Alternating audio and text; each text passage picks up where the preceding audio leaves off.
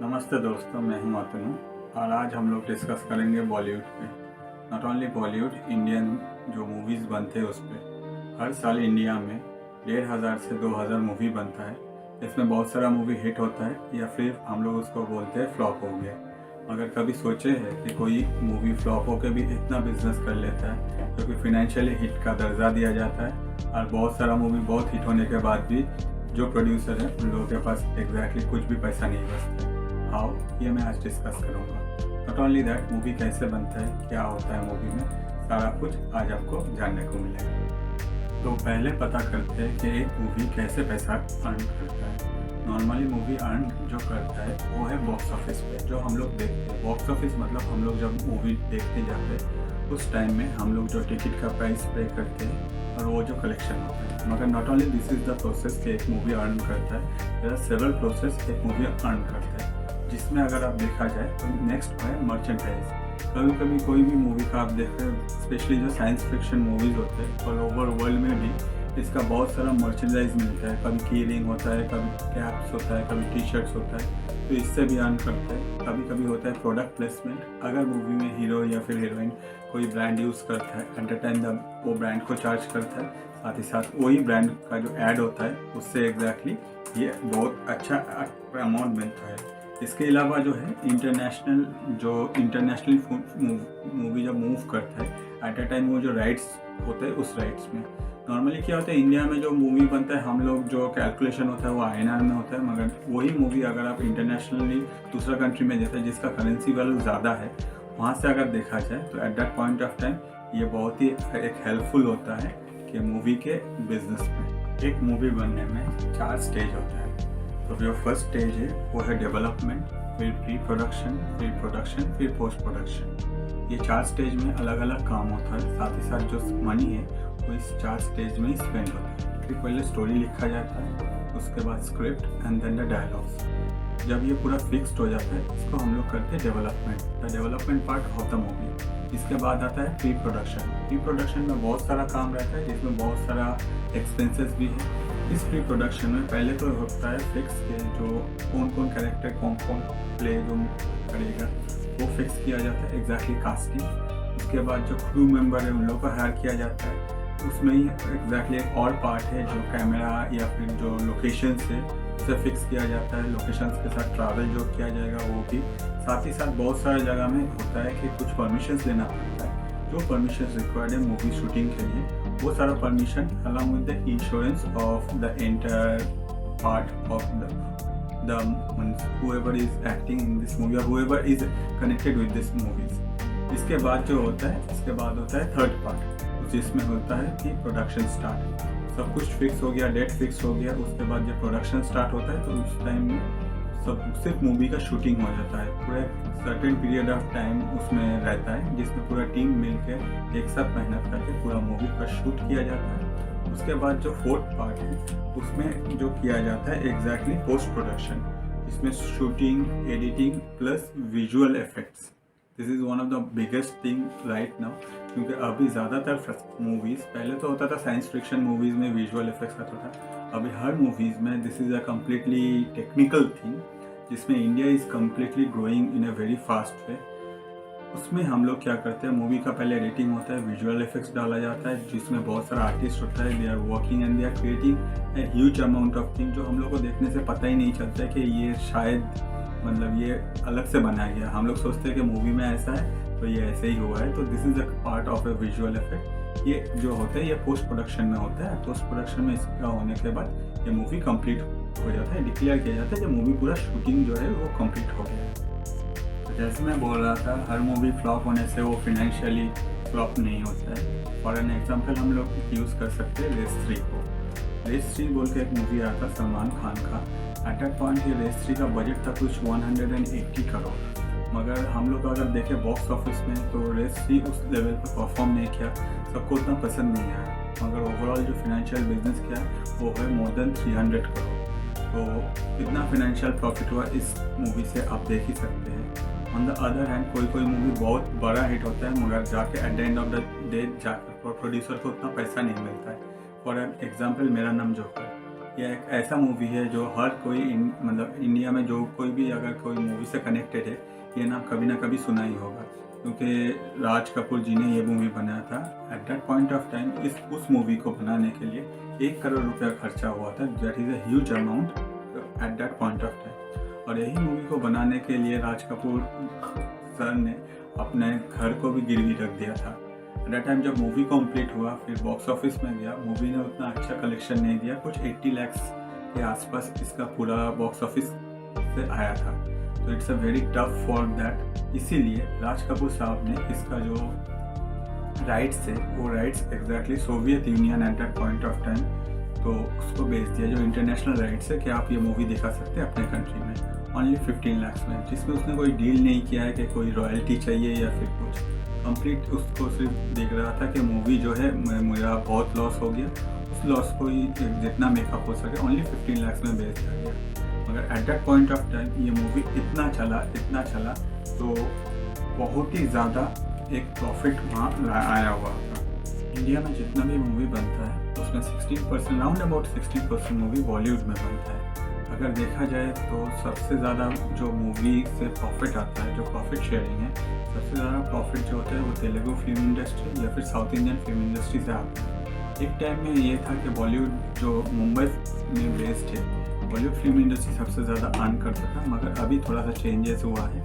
और अभी लास्ट कुछ सालों का अगर डेटा देखा जाए आफ्टर कोविड के खुलने के बाद से, तो ये थोड़ा सा मूवमेंट हो गया है। इसके पीछे बहुत सारे रीज़न है, कोई एक और टाइम हम लोग इसको डिस्कस कर सकते हैं। मगर मेनली इंडिया में अगर एक मूवी बनाया जाता है तो उसका बजट होता है, अगर आप एक कमर्शियल मूवीज़ बनाया जाता है, राउंड फिगर में मिनिमम उसका बजट 50 करोड़ के आसपास हो जाता है। मगर 2007 में एक मूवी बना था भेजा फ्राई, जिसका सिर्फ बजट था 70 लाख और उसका एक अकेला प्रोड्यूसर था। मैं ये चीज़ इसीलिए बोल रहा हूँ कि नॉर्मली क्या होता है, किसी एक जन से एक बड़ा बजट का मूवी जैसे ब्रह्मास्त्र, अगर आप आज के डेट में देखें, ब्रह्मास्त्र जैसा मूवी बनाना किसी एक के लिए भी पॉसिबल नहीं था। इसलिए तीनों कंपनी मिल के ब्रह्मास्त्र में प्रोडक्शन हाउस में घुसे और प्रोडक्शन किया मूवी का।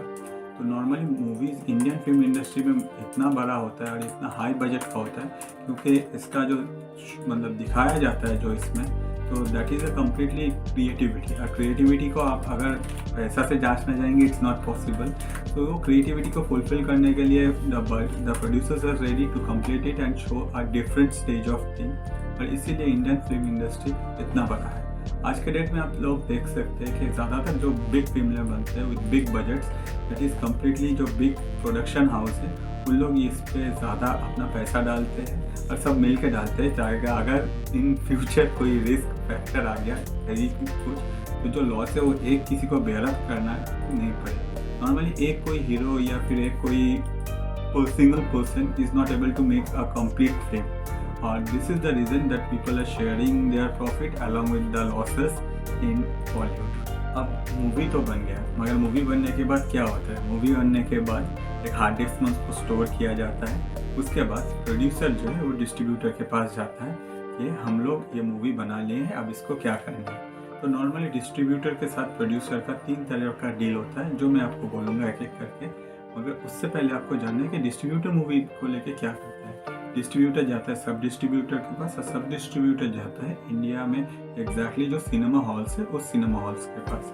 नॉर्मली क्या होता है, जो सिनेमा हॉल्स है, ये सिनेमा हॉल्स को मतलब इंडिया में ऑल ओवर अगर आप देखें तो जो डिस्ट्रीब्यूटर है वो 3 तरह से अपना जो प्रॉफिट है वो अपना बनाता है। पहले वो जो है डिजिटल स्ट्रीमिंग राइट्स, मगर डिजिटल में ये फिल्म कहाँ स्ट्रीम होगा, साथ ही साथ सैटेलाइट राइट्स, एंड साथ ही साथ ये फिल्म OTT को सेल किया जाएगा या नहीं, अगर किया जाता है तो कब किया जाएगा, कब से ये OTT प्लेटफॉर्म में अवेलेबल होगा और कितना अमाउंट में अवेलेबल होगा। एक बहुत ही मतलब अच्छा एग्जाम्पल है इस हिसाब से।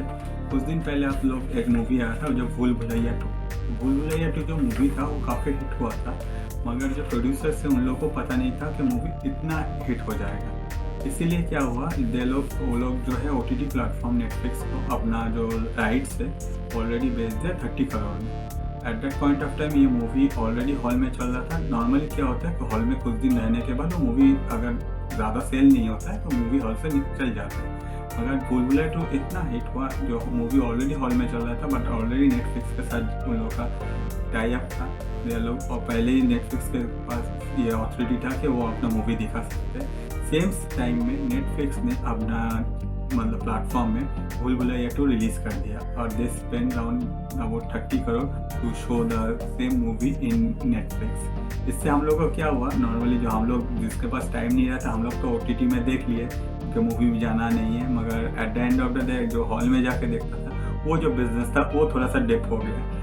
और मूवी हिट हुआ था, इसलिए कोई किसी का एक्सपेक्टेशन भी नहीं था कि इतना दिन रहेगा। सो इट्स मतलब बहुत ही एक सेल्फ, अगर आप देखे जाएगा तो it's a decision that is made by कि चलो कुछ पहले से ही हम लोग अपने आप को सिक्योर कर ले इन टर्म्स ऑफ मनी। जो बिग प्रोडक्शन हाउस होता है उन लोगों का अपना ही खुद का डिस्ट्रीब्यूशन हाउस रहता है, मगर कोई भी अपना जब फिल्म का बजट सेट किया जाता है, at that point of time ऐसा नहीं है कि फिल्म का बजट एक ही चीज़ में सेट किया जाता है। They have different budget for the complete production, and after production जो डिस्ट्रीब्यूशन होगा उसका भी अलग से डिस्ट्रीब्यूशन के लिए पूरा बजट सेट किया जाता है। डिस्ट्रीब्यूटर क्या करता है, डिस्ट्रीब्यूटर के साथ जो प्रोड्यूसर है उसका जो एग्रीमेंट होता है, उस बेसिस के बाद फिल्म को प्रमोट किया जाता है। फिल्म का जो प्रमोशन है, ये प्रमोशन बहुत पहले से ही प्री प्लान किया जाता है, उस प्रमोशन के हिसाब से डिस्ट्रीब्यूटर करते हैं। तो नॉर्मली 3 तरह का डील होता है प्रोड्यूसर और डिस्ट्रीब्यूटर के बीच। तो पहला जो है वो है मिनिमम गारंटी रॉयल्टी। इसमें क्या होता है, प्रोड्यूसर और डिस्ट्रीब्यूटर अपने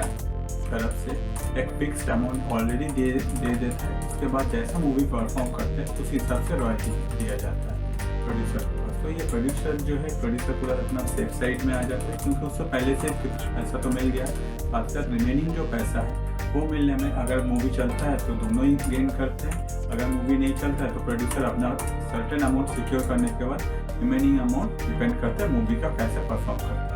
सेकेंड पार्ट है, प्रोड्यूसर जाता है डिस्ट्रीब्यूटर के पास और वो अपना मूवी पूरा सेल कर देता है, बोलता है देखो भैया हम लोग ने ये मूवी बनाया है, ये मेरे पास मूवी है, आप इसको कैसे दिखाना है, क्या दिखाना है, आप कैसे डिस्ट्रीब्यूट करना है, आपके ऊपर, मुझे इतना अमाउंट चाहिए।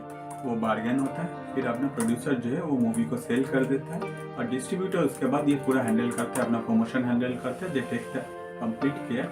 उसमें अगर मूवी हिट हो गया तो बहुत ज़्यादा प्रॉफिट है, मगर ये प्रॉफिट जो है ये एग्जैक्टली कुछ भी प्रोड्यूसर के पास नहीं आता है, ये आपका आता है कम्प्लीटली डिस्ट्रीब्यूटर के पास, और अगर लॉस भी होता है तो भी डिस्ट्रीब्यूटर के पास। तो रिस्क फैक्टर जो है वो कम्प्लीटली चला जाता है डिस्ट्रीब्यूटर। थर्ड पार्ट है कमीशन बेसिस। प्रोड्यूसर और डिस्ट्रीब्यूटर दोनों अपना जो प्रॉफिट है वो कमीशन बेसिस, जैसे मूवी चलता है उस हिसाब से वो लोग अपना कमीशन शेयरिंग कर लेते हैं। कभी कभार होता है कि ये कमीशन जो है 60-40 में होता है, कभी 30-70 में होता है, कभी कभार होता है कि फर्स्ट वीक में एक कमीशन रहेगा, सेकंड वीक में अलग रहेगा, थर्ड वीक में अलग रहेगा, इस हिसाब से डिवाइड होता है। मोस्ट ऑफ द केसेस ये डिपेंड करता है कि मूवीज़ जो बनता है वो कैसे बनता है, और ये प्रोड्यूसर जो प्रोडक्शन हाउसेस है या फिर जो डिस्ट्रीब्यूशन हाउसेस है उसके ऊपर। At that time they sit and talk and they took the decision कैसे इसको आगे ले जाया जाए।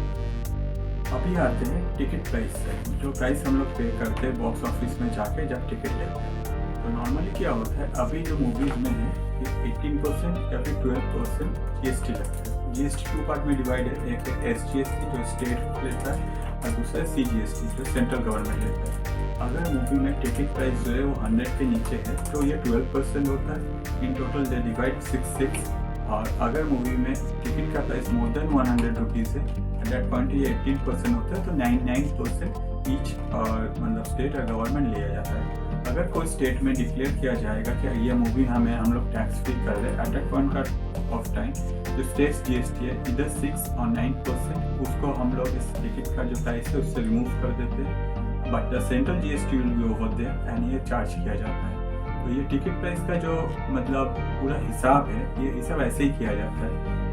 पहले हम लोग देखते थे, हम लोग अगर मूवी देखने जाते तो टिकट्स जो है 99 में अवेलेबल होता है, मगर अभी तो कोई भी मल्टीप्लेक्स में या फिर हॉल में ये नॉर्मली अवेलेबल नहीं होता। मल्टीप्लेक्स में अगर होता है तो वो भी सुबह के टाइम में, जिस टाइम में वो मॉल में मतलब कोई बिजनेस नहीं कर रहा है, तो इट्स अ गुड थिंग। अगर कोई स्टेट गवर्नमेंट अगर कभी भी आगे आके बोलता है कि हम लोग ये मूवी को टैक्स फ्री कर देंगे, एट दैट टाइम ये हम लोग का ही हेल्प होता है कि हम लोग को थोड़ा पैसा बच जाता है।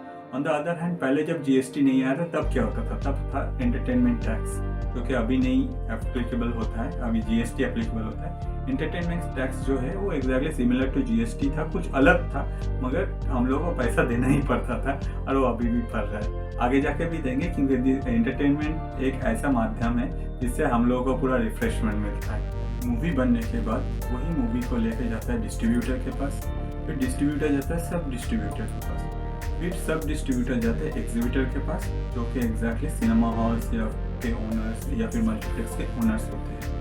तो अब ये जो टोटल चेन है, इस चेन में हर कोई अपना प्रॉफिट अलग से डिस्कस मतलब डिवाइड हो जाता है, इस हिसाब से कैलकुलेशन होता है, वही मैं आज आपको बताने जा रहा हूँ।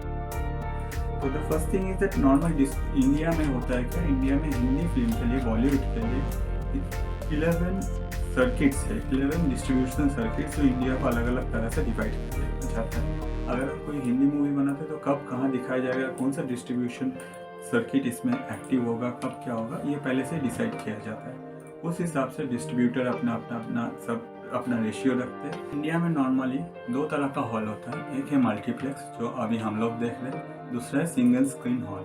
तो कोई भी मूवी अगर सिंगल स्क्रीन हॉल में लगता है तो उसका जो प्रॉफिट शेयरिंग रेशियो है वो अलग होता है, जो मल्टीप्लेक्स में लगता है तब अलग होता है। नॉर्मली क्या होता है, सिंगल स्क्रीन हॉल में अगर कोई मूवी लगता है उसमें 25-75 का रेशियो रहता है, 25% जाता है हॉल का जो ओनर है उसको, तो आपकी रिमेनिंग 75 जो है वो डिस्ट्रीब्यूशन पार्ट का जो चैनल पार्टनर्स है जो भी है उसके पास आता है, वही जाके एग्जैक्ट एंड में प्रोड्यूसर के पास या फिर डिस्ट्रीब्यूशन जो कम्प्लीटली साइकिल है उसी में जाके प्रॉफिट गेन करते हैं। मल्टीप्लेक्स में ये रेशियो अलग होता है, क्योंकि नॉर्मली फर्स्ट वीक में ये रेशियो रहता है 50-50, मतलब जितना भी पैसा आता है उसमें 50% जाता है मल्टीप्लेक्स ओनर के पास और 50% जाता है जो डिस्ट्रीब्यूशन चैनल पार्टनर्स है। सेकेंड वीक में ये रेशियो चेंज हो जाता है कि 50-50 के बाद 60-40, उसके बाद वाला वीक में 70-30। ये कम्प्लीटली डिपेंड करता है जो मूवी है वो कैसा परफॉर्म कर रहा है। अगर वो मूवी कंटिन्यूसली अच्छा परफॉर्म कर दे तो ये रेशियो भी फ्लेक्सिबल, इसमें फ्लेक्सिबिलिटी आ जाता है। अगर नहीं होता है तो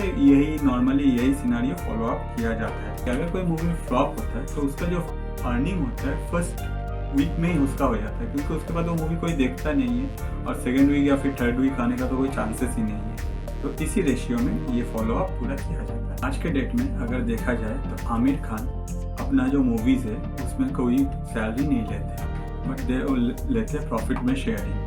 जो प्रॉफिट होता है उसमें एक certain amount of money Aamir charge करते हैं अपना शेयरिंग के लिए। साथ ही साथ अगर देखा जाए कि हर कोई बड़ा जो फेमस एक्टर है या फिर जो बिग स्टार है, they have their own production house. आप समझ ही सकते हैं प्रोडक्शन हाउस में कैसा परफॉर्म किया जाता है। On the other hand Salman Khan अभी भी ऐसा होता है कि कोई मूवी में वो लोग सैलरी नहीं लेके कुछ अमाउंट ऑफ सैलरी के बाद they are sharing the profit with the producers.